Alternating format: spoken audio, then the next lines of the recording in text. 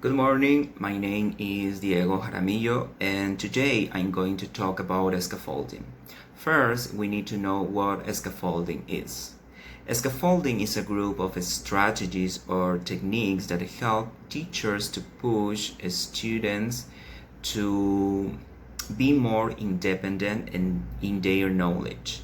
And also, it helps students to have a stronger understanding of the content that teachers are presenting in a classroom.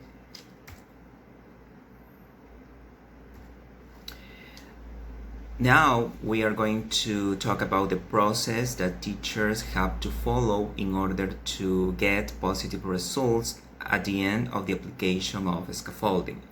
First, we have I do. I do means that in this stage, the teacher is going to present the content in a variety of ways in order to help students to internalize knowledge. Also, in this stage, teachers present a variety of words, of vocabulary that students are going to need in the next stages. Then we have we do. In this stage, teachers and students work in a collaborative way. For example, teachers can motivate or encourage their students to work in groups or in pairs in which they have to solve a problem or to discuss about the topic. In this stage, teachers monitor the students' progress by asking some questions about the content that they are teaching in the class. Finally, we have you do. In this stage, students will be able to demonstrate their knowledge. They tend to work in an independent way, so they are going to be autonomous in their learning because they find the way in which they learn better, their own learning styles, how they can construct their knowledge. So in this stage, we are going to have the final results of the application of scaffolding because we want that our students be more independent.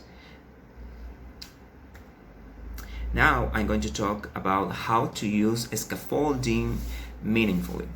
Okay. We have to consider some important aspects. For example, comprehensible input.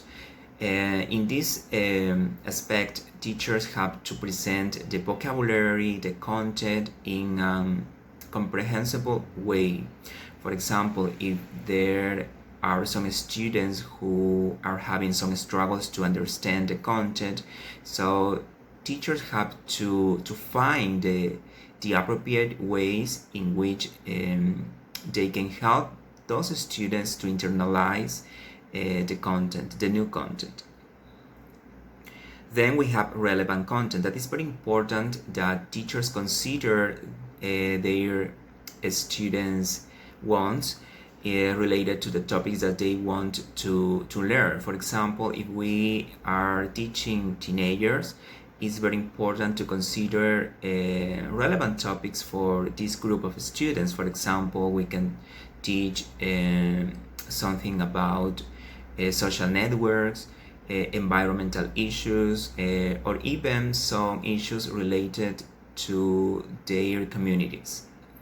Then we have building background. That is very important to take into consideration the experiences that our students can bring to the class. For example, if they had a vacation time, so we can ask them about that experience that they had, and that prior knowledge of our students can help them to make connections with the new content that we are introducing in the class. So it's very important make a connection between a student's prior knowledge and the new content that we are going to teach. Then we have supplementary materials. This is another important aspect to consider because as teachers we must motivate our students by using different kind of materials. For example, if we search on the web some resources, we have to be careful with the stories that we have in the internet. Probably those stories are a little bit complicated for our students to comprehend. So in this case, as teachers, we have to modify, to adjust this kind of resources according to the students' levels. And finally, we have a speech adaptation. In this part, teachers have to be careful with the way in which they express to the students. For example, if we notice that our students are not understanding what we are telling, it's very important that teachers try to adapt their speech, or maybe to use gestures, use the corporal movements in order to help our students to internalize the information that we are asking them. Also, in some cases, we can use the L1 because probably we can have some complex information in English that is difficult to understand.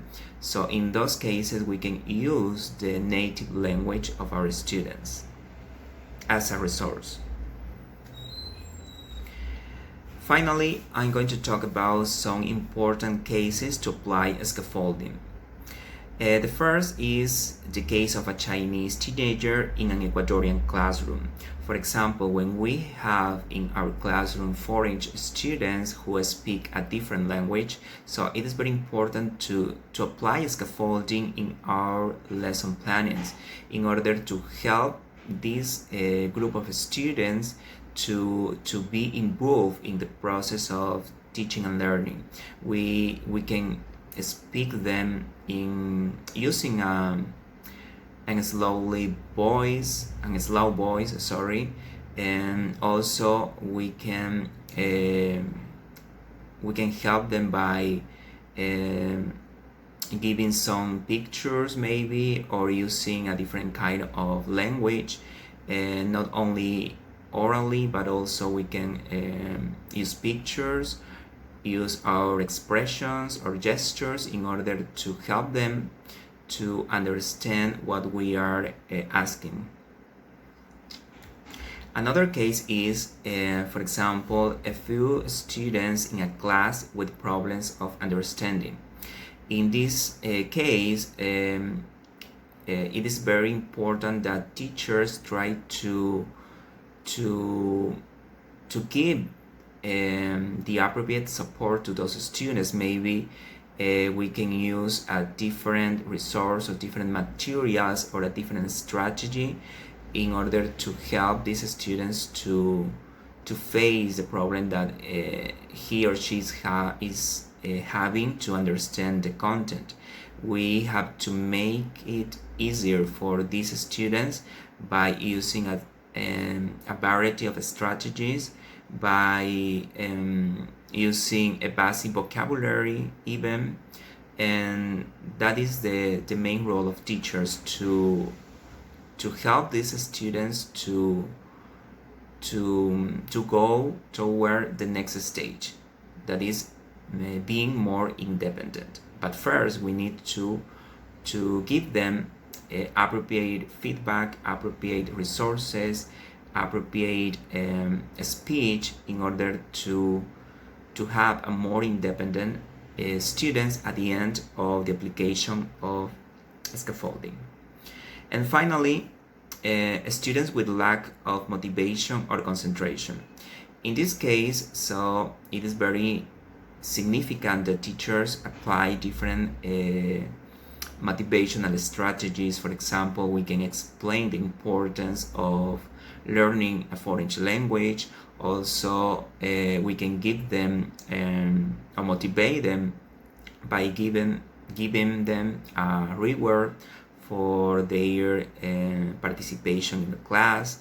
Also, we can use different resources like pictures, flashcards, graphic organizers that tend to facilitate the students' understanding. We can apply some games into the classroom. That is very important to push those students to get to the final stage, that is be more independent. Thanks for your attention.